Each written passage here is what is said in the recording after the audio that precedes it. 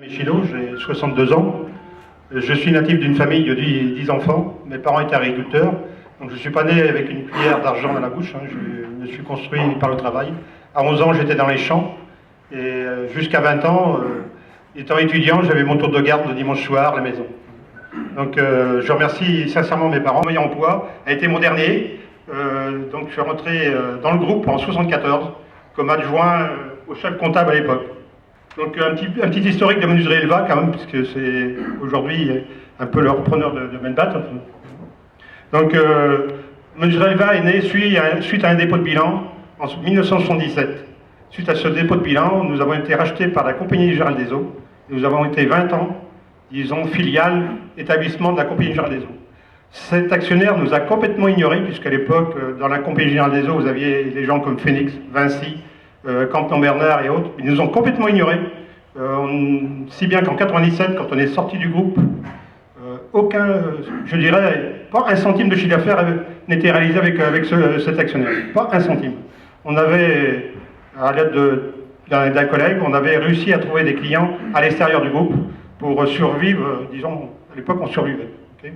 Donc on est sorti en 77 du groupe, en 97 pardon, du groupe Compagnie Générale des Eaux, suite à la venue de M. Messier, que certains connaissent d'entre vous, donc qui avait, disons, initié une politique de communication, de bâtiments, mais toutes les petites entreprises, on était 3000 entreprises qui donc consolidaient ensemble tous les ans.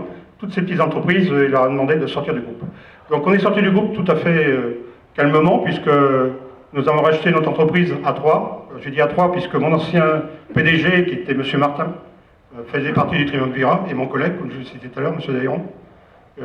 Donc on a fait un LBO, c'est tout simple, en 97. Et en 4 ans après, mes deux, disons, coéquipiers sont partis à la retraite et m'ont laissé les rênes de l'entreprise. Je n'avais pas les moyens de racheter la part des autres, donc j'ai fait rentrer une banque qui s'appelle le Crédit Agricole, qui a aujourd'hui 25% des parts. Donc, Menuiserie Elva, Menbat sont détenus par une société qui s'appelle Financière Elva, qui appartient à 25% au Crédit Agricole, à 5% au cadre, et principaux cadres. Entre parenthèses, je ferai la même chose ici, les cadres seront invités aussi au capital de la financière. Je fais ça sur Menuiserie Elva. Donc, et donc le reste appartient à la famille Michino, voilà, en 2 mots. Donc, la structure financière, vous la connaissez. Le chiffre d'affaires aujourd'hui du groupe, sans Menbat, c'est 42 millions de chiffre d'affaires. Avec Menbat, on montera à 55. Donc, nous avons, disons, comme stratégie ici, c'est de développer l'activité. Tout à l'heure, les journalistes me questionnaient sur le devenir. Donc, on a commencé à recruter des vendeurs et on va continuer. On n'a pas acheté Menuiserie Menbat et Passieman pour, disons, les CVGT. On va essayer de mettre les moyens au niveau de cette société pour la développer. Moi, je tiens à remercier M. Le Maradour aussi pour ce qu'il a fait du groupe Menbat et Passieman en 43 ans. Il nous laisse une société structurée financièrement, une société équipée avec du matériel tout à fait à la pointe de l'activité.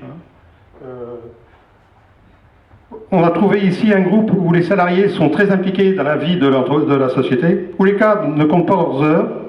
Je conclurai par, disons, 3 mots de notre stratégie: confiance, transparence et respect.